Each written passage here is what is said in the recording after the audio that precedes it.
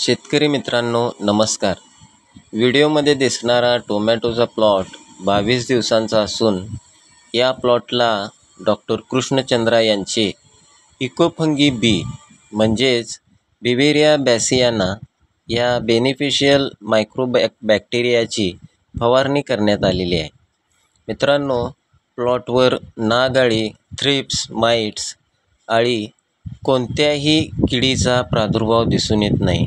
झाडं सशक्त, हिरवीगार आणि फुलोऱ्याला आलेली आहेत.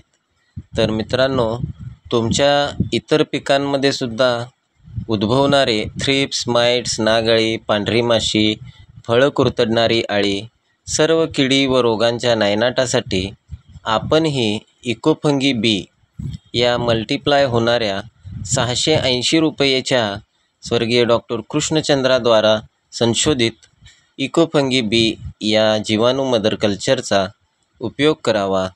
हे मल्टिप्लाय होणारे जीवाणू मदर कल्चर पीक संवर्धन आणि कीटनाशनसुद्धा करते. तरी आपणही याचा उपयोग करून जैविक शेती करून अधिकाधिक उत्पादन घ्यावे ही नम्र विनंती. धन्यवाद.